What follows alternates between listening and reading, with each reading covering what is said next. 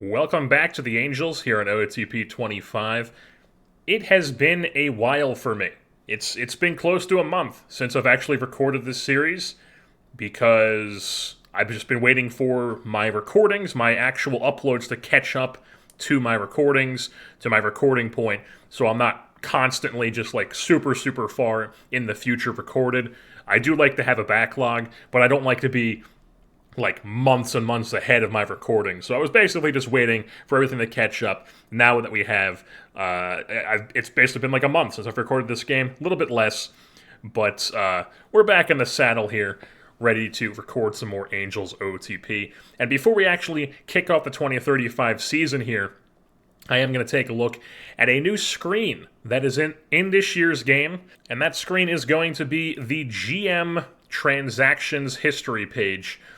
This is something that is new in this year's game. You're able to go through and see how well you've done through your transactions based on WAR. I totally forgot about this page, and I forget what reminded me, but then I wrote it down in my notes, and then people started requesting it, so we're going to get into it here. As you can see here, this is our manager history of our record year by year. You can see we're really starting to cook here, just constant 90-win seasons. That's usually how it goes when I play OTP. I get to a point like this, and it's just like, it's very easy for me to just like roll one team into another, and we just consistently put up like 90 plus wins.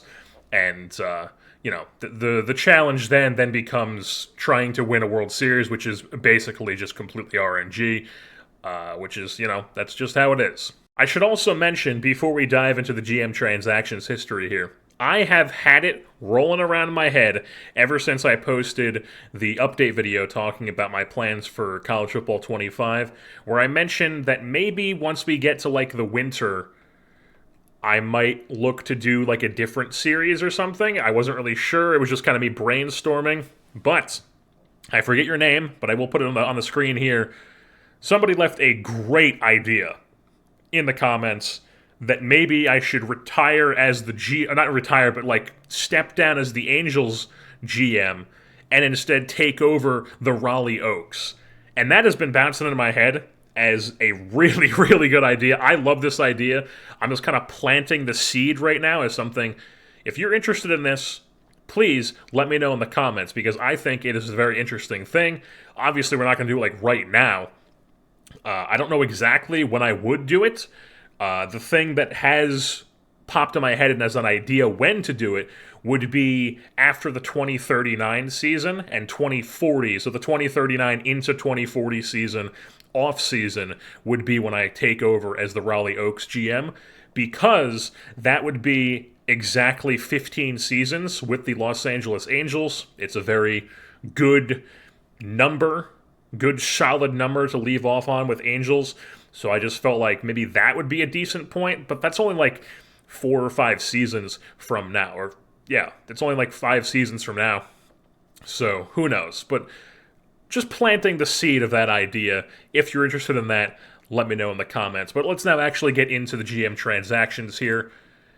No, decision history. We're looking at decision history. We are going to decision history, and as you can see, the best transaction we've made is Juan Soto, followed by Yuri Perez, and then it's Juan Padilla draft pick.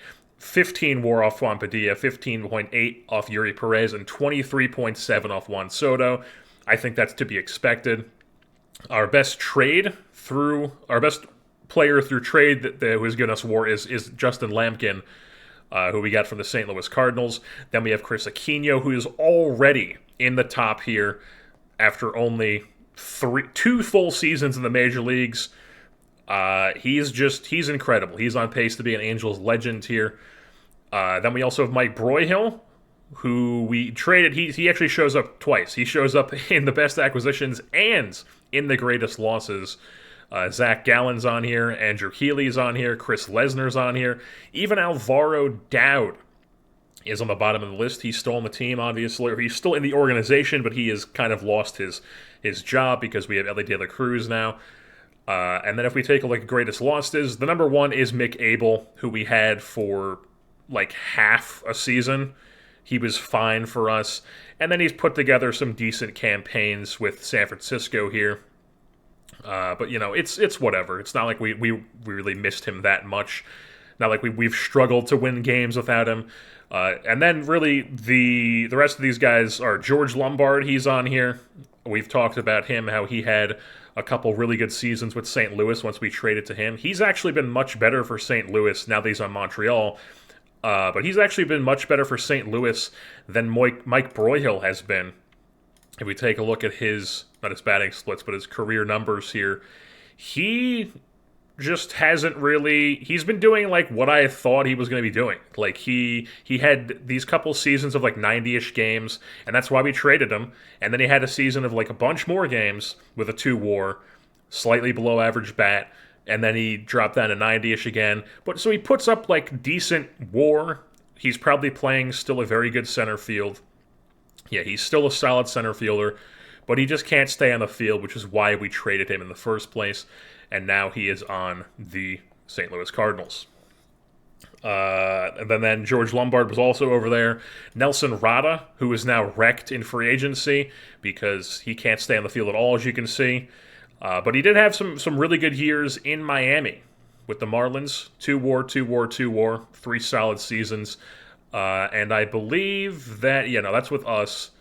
But he like these were really good Miami Marlins teams. So like he was playing some meaningful baseball with Miami there, and then ever since like 2033, he's just kind of been, struggling to stay on the field. Cade Cavalli actually pops up here in our greatest losses. He was a relief pitcher for us just in the 2027 season. We had him for 1 year. And then we traded him, and he had a couple, I guess he had 2 WAR seasons in the rotation, but he wasn't really anything special. I mean, I guess that shows, what level of, greatest losses is for us, because, he put up some 2 WAR seasons, close to 3, but, he was never really that great. I guess he got gypped with the ERA, but he had decent FIP numbers. But yeah, he had some decent years in the rotation with Arizona and then also with Texas, but then his career really fell off, and he's been retired since 2032. Jaheim Boslace, however you say this guy's name, we traded him to Philly. He was actually he was part of the Nick Lodolo, Mick Abel, and Roch Chalowski deal. At that deadline, that big swing we took, which did not end up paying off, but, that was the big swing we took. He was the main piece in that deal. He is still the Phillies catcher. He put up a really good full season in 2033, and then last year, I don't know if he was hurt. He tore ankle ligaments last year and missed a good chunk of time and really struggled for them in 2034. Then also Chris Sands was a part of that trade. As you can see, he's still in Philly. He's still in Philly as a member of their bullpen. He's never actually started for them because he's not a starter anymore, but he is a very, very solid reliever. He's put together two WAR seasons here in 2033 and 2034. We also have Kyron Paris on this list. Reed Detmers is on here. I don't even remember trading Reed Detmers, to be completely honest with you. Oh, wait, yes, I do. He was the Tigers trade for Gavin Turley and Sawyer Gibson-Long. Yes, I do remember that now. Gavin Turley is apparently with Philly now after putting up a couple not great seasons in Colorado, playing a ton, trying to be Brenton Doyle, essentially. And then when it comes to best trades and worst trades by WAR, our best trade by WAR is indeed the Ian Happ trade. Trading Ian Happ to the Seattle Mariners along with Dolan Thompson in return for George Lombard, Mike Broyhill, and that was a big deal for us. And obviously Mike Broyhill and Lombard, we then spun both of them into Justin Lampkin. Our next best trade is Jarren Duran and Anthony Pack Jr. to the Minnesota Twins for Yohan Duran, who was our closer, our stopper, during our World Series run. He has 2 World Series trophies, apparently. One of them was 2027 with the Angels. The other one was, 2026 right before with the Twins. I forgot that they won it the year before we did. And then we also have this deal, the Logan Webb trade. I also mentioned that Anthony Pack Jr. did end up getting to the big leagues here. He's actually with the Raleigh Oaks right now.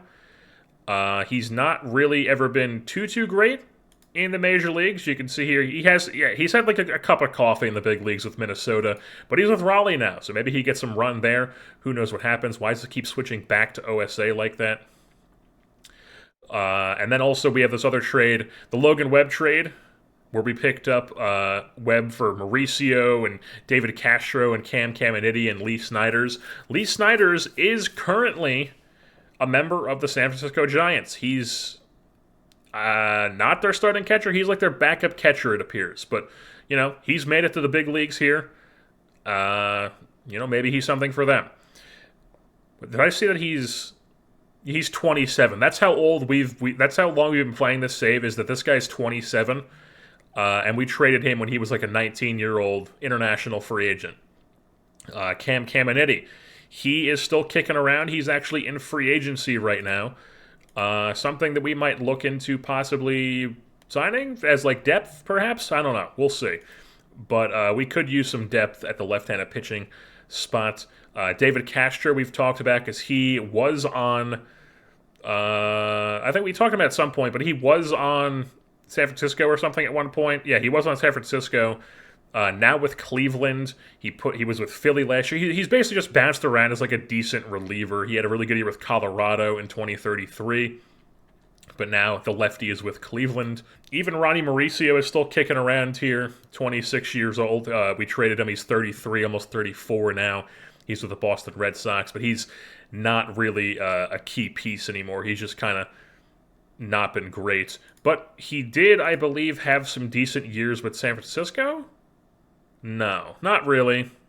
So yeah, he's had some decent bench years where he was like a productive player, like with Atlanta here in 2030, Oakland in 2032, but he's never really been a guy for anybody. And then our other trades, very early trades here, trading with the Angels. I believe this was our first offseason. We sent Jose Suarez and Guillermo Zuniga to the Baltimore Orioles in return for Jordan Westburg, who was a player for us for quite a bit. Kyle Bernovich, who never really played for us too much. And then Nick Vespi, who also never really played for us. But we did get 5 WAR in the deal, probably because that was all Jordan Westburg, who is still kicking around, not retired. Yeah, he put up like 2 close to 3 WAR seasons for us. And also won a World Series. And no, he didn't. He was not a part of a World Series team. Yes, he was. I don't know why. Okay, there it is. I was going to say, what am I looking at here? He was indeed a World Series champion with us. I knew he was. I don't know why I was doubting that. And then we gained 3 WAR in the deal. This was the Mickey Moniak trade. We got Hayden Birdsong was the main piece we got in that. He won a World Series trophy with us. Never really panned out to what we thought he was going to be, but, he did indeed have some decent years. And he just recently retired. He ended up being in the Mets rotation for a while after going to Montreal in the expansion draft and put together a decent little career, but nothing too special. And then our worst trades by WAR. Number 1 is this Mick Abel, Nick Lodolo, Roch Chalowski trade. We lost 8.2 WAR in that deal. Bazalias, Chris Sands, Egan Schaefer, who is in... This is one of Montreal's teams. I believe it's their AA team. I don't know. I don't know. It's one of their... It's either their AA or their AAA team. I think it's their AA. But yeah. They got a decent haul from us from that, and we did not really... It did not work for us because we did not win a World Series, but it's whatever. Our second worst trade is the Cade Cavalli trade, where we got Sean Burke and Owen Wild back in return. I thought these guys were going to be pieces for us. They turned out not to be. And then Cade Cavalli had some decent years in a rotation for some teams, like we talked about. Our other trade was trading Mick Abel, once we got him with Will Gasparino, to the... Wow, they think this is an awful trade for us, apparently. I feel like we got some decent value out of this because Jeff Van Wingarden has put together... he had those 2 really good seasons for us. Chris Lavonis was a good member of our bullpen for at least like 1.5 years, I would say. 2 years, probably. Surinowski did not end up being anything, but he's still in the organization. William Schmidt is now with Toronto. But he had that all-star season, so I guess it was just a lot of like relief depth, and then like now a guy who's like a backup infielder for or backup outfielder for us. But I guess Mick Abel has turned into he's had some decent years with San Francisco, and then Gasparino here is never really did too much with San Francisco, and now he's with Tampa Bay. And then after that, it's the Joe Adell trade. I knew this one was going to be on here. Joe Adell to the Chicago White Sox along with Junior Marino. A couple of these guys are major league players. Joe Adell is still kicking around. He's a wrecked corner outfielder now. He has had a decent career. After he left us, he had like a 2-WAR in Chicago. Then he went to San Francisco for 3 years where he was like a decent player. Then he went to New York for a few years where he was a decent player. And now he's just old and wrecked. But he put together a decent career. Almost 300 home runs, 269 home runs he's sitting at. Decent career for Joe Adell. Junior Marino is 30 years old now. He was with Houston for a long time. He had one really good season with them as their DH and then never really did anything else. That's basically what I've always seen with this guy, because he always develops to have like really good power and eye, but he never actually turns it into anything. And then Juan Fierro is a catcher with the Boston Red Sox. He's bounced around some teams, but he's stuck as their backup catcher now this will be entering his 4th season as their backup catcher. And then, of course, the main piece that we got in that was Alan Cerda, who did not pan out for us at all. And you can see here still has the gap power, and eye, and playing with the Long Island Ducks in indie ball. Jamie Melendez retired after just finally getting a taste of the big leagues. Samuel Zavala never really panned out for us. Adam Hackenberg did not pan out as a backup catcher for us.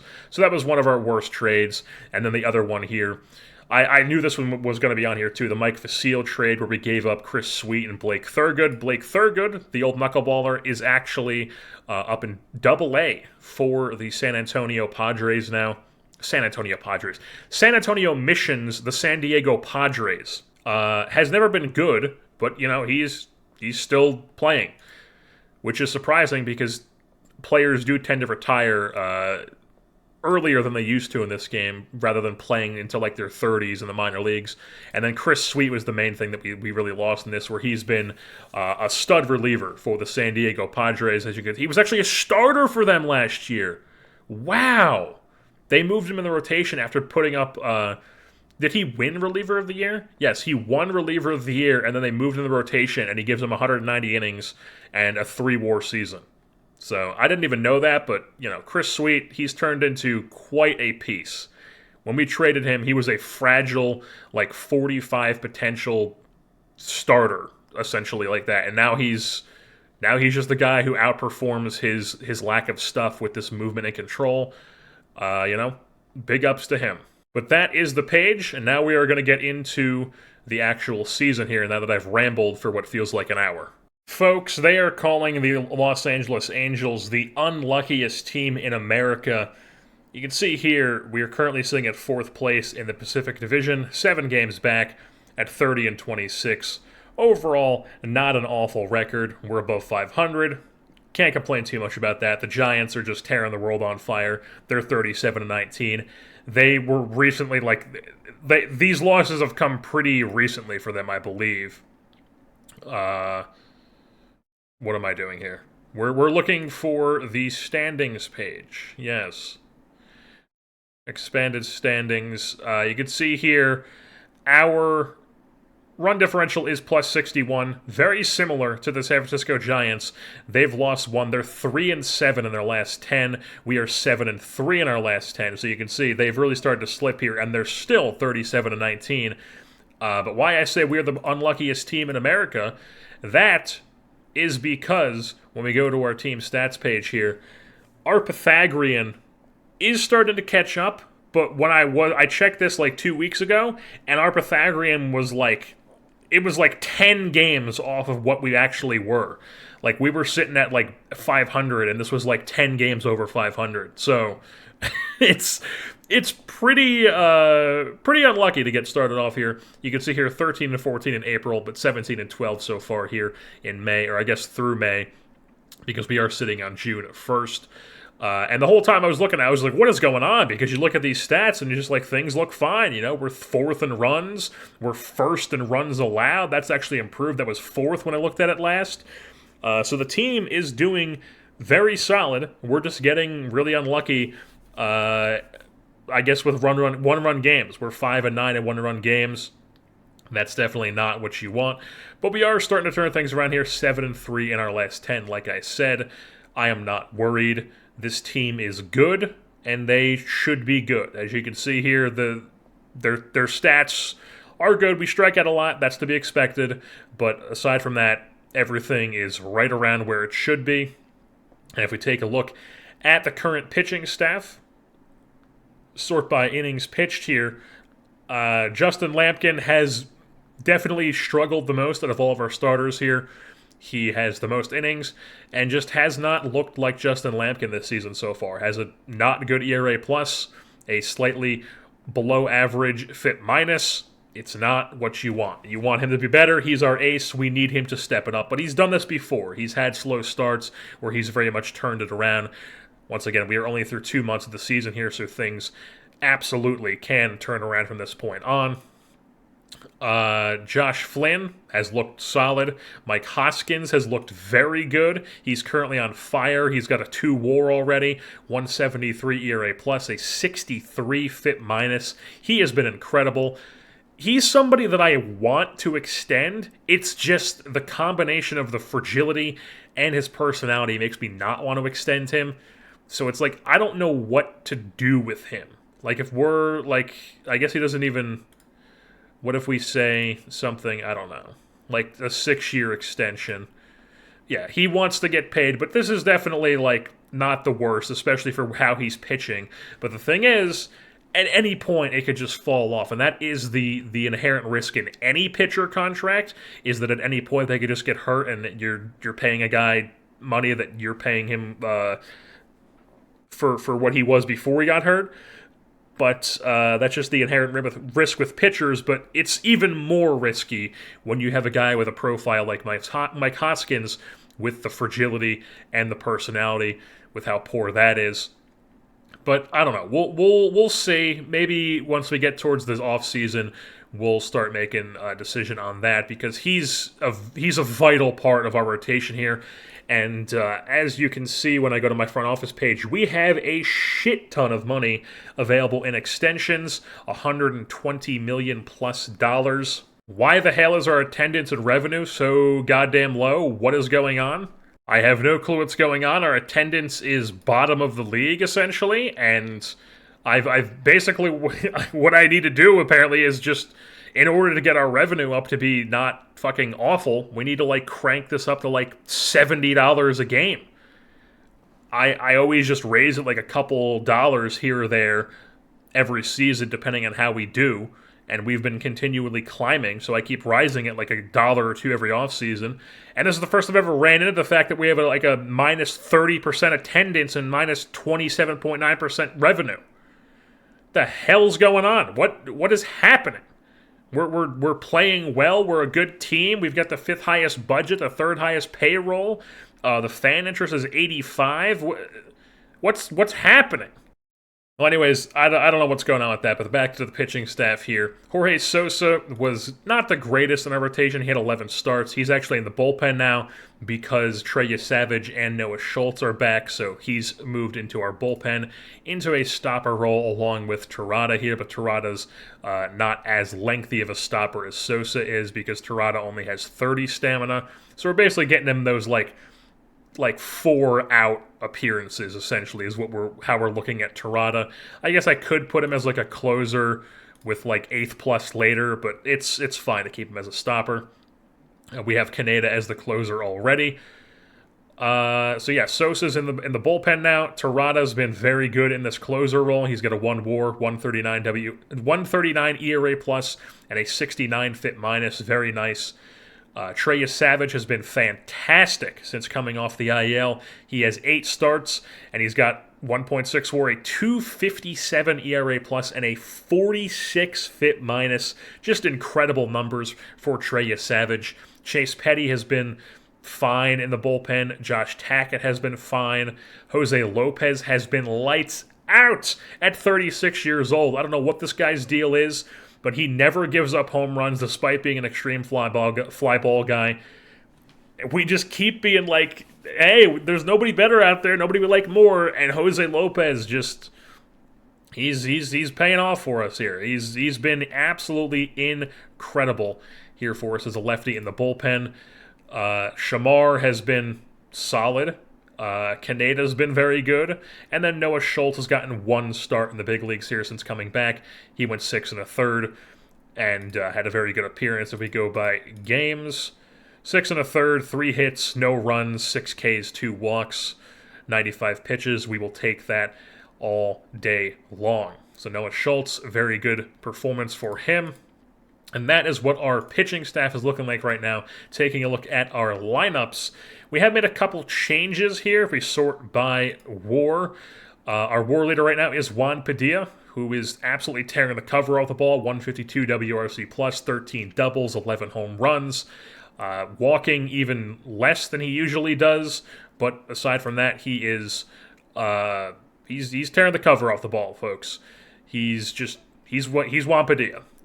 Chris Lesnar has also been fantastic to start this season. We've had a couple guys who have slumped here, including guys like Chris Aquino. Juan Soto got off to a terrible start. Ellie De La Cruz has not been Ellie De La Cruz so far this year. But Chris Lesnar has been fantastic. 15 doubles, 15 home runs, striking at a ton, as we expect, but overall has been very, very solid for us, and playing a very good right field as well. Osamu Suzuki has been incredible. 134 WRC plus, 15 doubles, doing exactly what we thought he was going to be for us. And he's actually not even, he's actually regressed. He was like a positive 0.2. Now he's a negative 0.2. So I was going to say he hasn't been a negative, but now he has. So Suzuki, it's whatever. His bat has been incredible to combine with this speed he has as well. I would like to see possibly the stolen bases tick up a bit more, but Suzuki, we're not going to complain too much about what he's been doing for us. Like I said, Ellie has not been Ellie for whatever reason so far. He just hasn't been Ellie. We'd like to see that improve as well. His defense is still there. He's still a positive shortstop, so we'll just hope the bat turns around for him. Juan Soto, like I said, got off to a poor start, or I guess not as poor. I think maybe like his first 2 weeks were very bad because he was, not doing too hot, but he has definitely started to turn things around here, and he is much, much more like Juan Soto now here at age 36 and his last season, most likely with the Los Angeles Angels. Frank Anaya has been solid as a catcher. Chris Aquino has slumped, but he's starting to turn things back around.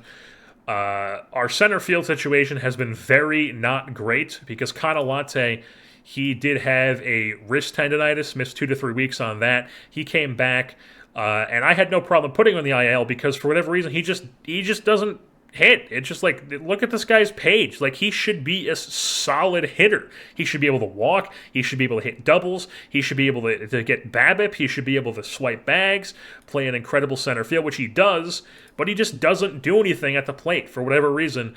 So we had Fletcher Clancy playing a ton with him. We were like swapping them essentially before he got hurt. And then Fletcher Clancy had a little bit of moments. I know he had like a 5-hit game at one point. It popped up in the Mail and News. So a 5-hit game here against the Montreal Expos in a series. But overall, it just has not been great. Center field has been an issue for us right now.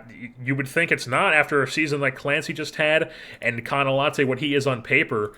But for whatever reason, he just has not proven to be good for us. And then also currently right now, Aiden Huzzy has a scratched cornea. Ouch. As somebody whose mom used to work for an eye doctor. Not a fan. Not a fan of that. Also an MMA fan, so, all sorts of eye stuff going on with those fights. But, yeah, Not great. He's on the IL with that, but right now we have Jackson Merrill playing second base, and Josephine Fetchko is up from AAA because he was absolutely tearing up the Pacific Coast League, as you can see by this 2-WAR in 33 games and 205 WRC plus, 12 doubles, 10 home runs. He's up in the big leagues now. He's got 3 games for us. He's been solid, sharing time at second base with Jackson Merrill until Aiden Huzzy comes back. And I should also mention that Aiden Huzzy was not really performing that well. It looks like he's starting to climb a bit because he got off to a really, really poor start in April, but was doing very well in May, so that is good to see. So he'll be back in a couple days from this scratched cornea. And then as far as the rest of the team goes, Van Wingarden hasn't really played. He's a bench guy. Logan O'Hoppe hasn't really played because he's basically on the roster as a pinch hitter and mascot at this point. I mean, you can't play this guy. You can't play him a catcher. He's not good enough as a hitter anymore to play over Soto or Aquino or anything at first base, or play him every 5th game or something, because it's why would I want to not have Aquino play every day and have O'Hoppe cut into his playing time, because O'Hoppe's just not that guy anymore. And unfortunately, he does have the opt-out for this year, but there's just no way that he's going to opt out of that, making $26 million for one more season. So we are 100% going to decline this team option in 2037, but he's probably at least going to be on the roster for one more year if we don't just bite the bullet, which we could with how much, how much money we are projected to have this offseason, with how big this extension is. We'll have to see what our budget looks like in the offseason, but he could be a possible somebody we look to cut in the offseason and release and just kind of eat the money. But right now, he's basically a mascot pinch hitter. That's what Logan O'Hoppe's role is on this team. And it is June 1st, so that does mean that it is time for the first-year player draft. We have the 35th pick in the first round this season. Basically the very end, because we had a very good year last year. So let's just hop into it here. Number 1 overall pick to the Raleigh Oaks. Let's just make sure this is all in order, sorting by potential and everything. The number 1 overall pick to the Raleigh Oaks is Billy Little Frog McDorman. What a fucking name. Out of the University of South Florida. This guy looks like he could be a really, really good corner outfielder with a high work ethic, high leader, high loyalty, high adaptability. That's incredible. This guy could be an absolute monster for them, and they do need a guy like that. So that guy was number 1 overall. We will now auto-draft into our pick. 35th overall, the best available hitter. Let's go all players. Best available players are relief pitcher, who we obviously are not going to take here because he is a high school relief pitcher. And then Nate Pinkerton, not the Weezer album, but instead a guy from Atlantic City, New Jersey, who is committed to Rice and went to a prep school in Brooklyn. Corner outfielder, big power guy. Looks like his contact and everything is, maybe slightly above average. He is the best available guy, though, so maybe we should just kind of lean towards that, perhaps. This guy's got an incredible name, Jelani de Graffenright. Our scout thinks we should take Nate Pinkerton, so, that's probably what we should lean towards. What are the college guys here? The best college player available is a starter who is okay. UT Rio Grande Valley. I think we're just going to take best available here. Nate Pinkerton is indeed going to be our man here, 35th overall. We move things on to the supplemental round. And our scout thinks we should take Juan Barboza, who is not the best available overall player, but he is the best available overall potential-wise. That's not a reliever, and he does have the high work ethic and adaptability. I added adaptability into this because that's very, very key. And we do like that, but he is just a first baseman. He's going to be a poor first baseman, but he is durable. He's a lefty hitter. Looks like he could be a stud hitter. He's a high school hitter. So you never really know how those guys are going to pan out. This guy sucks. His movement's never going to be that great. A lot of high school pitchers I'm seeing here, but there's still this college pitcher. The college pitcher is still here, and I'm tempted to kind of just take him and see. Mike Odoms, high work ethic, low financial ambition. Why am I looking at his fielding stats? His velo has bumped up this season. So is his current stuff. His stamina's improved recently, but it did drop before that. Okay, so his velo's been ticking up consistently over the past couple seasons. Should end up near the top of any major league rotation. I think that he is our guy. I think that's what we want to go with here, is Mike Odoms. Yeah. Unless we go, like, scouting director Danny Story. High school guy. I mean, he looks like he could be good, but he's a high school pitcher. So I think we're going to take Mike Odoms here. We're going to offer his demands, and that is our supplemental round pick. We move things on. Round 2, somebody named Sabretooth just went right before us here. Our scout thinks we should take Juan Barboza because he's still here. And I think at this point we're just gonna do that. He's the best available. We will take him as our second round pick. Move things on to round 4 because we had a compensation for signing Elly De La Cruz. We lost our third round pick for signing Elly De La Cruz, and we are now here in round 4.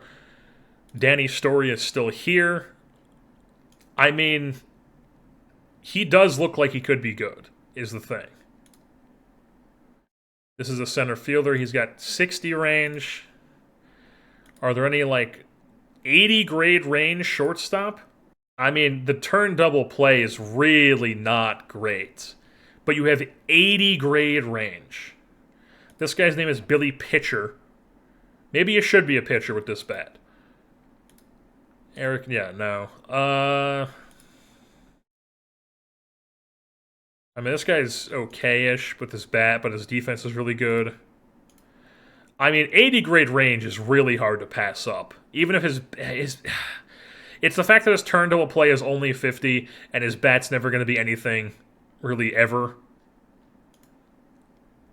And, like, our scout thinks we should take Danny Story, and I think this Danny Story guy could be somebody. Like, he looks like he could be quite good. His velo's ticked up. Yeah, I think we're gonna go Danny Story, honestly. Yeah, we're just gonna take Danny Story. Boom. Move things on round 5. Is that guy still here? He is indeed. I think now we're gonna take this guy. There are some dudes here. Our scout thinks we should take a 55 grade. Yeah, we're just gonna take Billy Elkins and get that 80 grade range in the system. Boom. Move things on round 6. Another 80 grade range guy is still here. I mean, this guy is absolutely somebody we are interested in, but we're not going to take him now. This is not somebody we take right now, but Ben Benzera is somebody we are interested in, possibly in like 2 rounds. This guy's still here with the 80 grade stuff potential, but it's just like his control with the fact that his movement's never going to be great. I don't love that. Our scout does think we should take him. I mean, he has 80 grade range, so I mean, you can't really fault the scout for that. This guy's interesting. He's a big power high school guy. Oh, who is this? 70 range? 70 range and a decent... Yeah, we're taking Ben Roberts here. Ben Roberts, he's our guy. Boom. Move things on round 7. Scat thinks we should take... So now suddenly Getz is still here, but he's like, actually you should take this Semenov guy, who's an outfielder who can't play the outfield and has no power. How about no? Is that other 80? Yes, Benzera's still here. We're going to keep checking on him every round, but I don't think we're going to take him here. I mean, Getz is tempting to see if we can maybe develop him, because he does have the high work ethic intelligence, especially at this point in the draft. Yeah, no, I think we're going to take Getz here. Chris Getz is our 7th round pick. Move things on to round 8. Only a handful of, like, green guys here. I do think this This guy's power is interesting, but the fact that he has no gap is not interesting to me. This catcher's got some serious pop, but he's got like Chris Lesnar type strikeout potential. Ben Benzera is still here, and it's round 8, and like there's just nobody who like stands out to me as like somebody we like really need to have. Bobby Christmas is a great name. There's no like 70 great outfielders here. Like this guy, you know, somebody we might be interested in this guy, but not right now. We don't like him better than Benzera. So I think Benzera's our guy. 80 grade range with 65 turn DP, 70 air, 70 arm. This guy's an elite shortstop. It's just, will he hit even remotely enough to get to the big leagues at some point? Who knows? He's a switch hitter. Love when guys are a switch hitter and they're just bad hitters. It's just like, what are you doing putting all that time in the cage for when you could just be putting at one side? Why are you focusing on both sides and you suck? But Benzera is going to be our guy here. We're going to take him at Oregon State. Move things on round 9. And this Ryland guy is still here.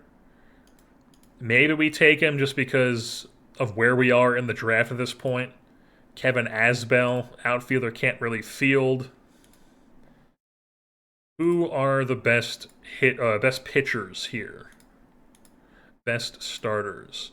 There's still a couple 50 grade high school starters. This guy with 70 stuff who's never going to be able to control anything, but has a nasty curveball potential to go with a splitter and cutter. I mean, this guy could be a filthy reliever if he develops. Already throwing 96, 98 in high school. But then you get this Dan Boyles guy. He's fragile. No thanks. Nate Sill. I don't really like him. Honestly, I like this guy. I think we're going to take him. Move things on to round 10. And we'll do the rest of this. And then we'll cut back in at the end. Alrighty. So we have done the draft here. We left off after taking Jeff Davis in round 9. Then in round 10, we took Doug Ryland, who's this power eye potential guy with adaptability and intelligence. And then in round 11, we took this Canadian relief prospect, good control and movement potential, Lorne Lemieux, incredible name. Yeah, nothing really to say more than that, just incredible name. Then we took Nate Shannon, this high school catcher with a decent bat profile and 70 blocking, 60 framing in the 12th round. 13th round, we took this relief high schooler fastball circle change combo with 75 grade stuff potential. Then we took another high school, or no, this is a college reliever, righty at Oklahoma State in the 14th round, side armor. Looks like he could be decent. Then we took another high school catcher, round 15 here, with a really good contact potential tool with a decent glove to go with it and high intelligence.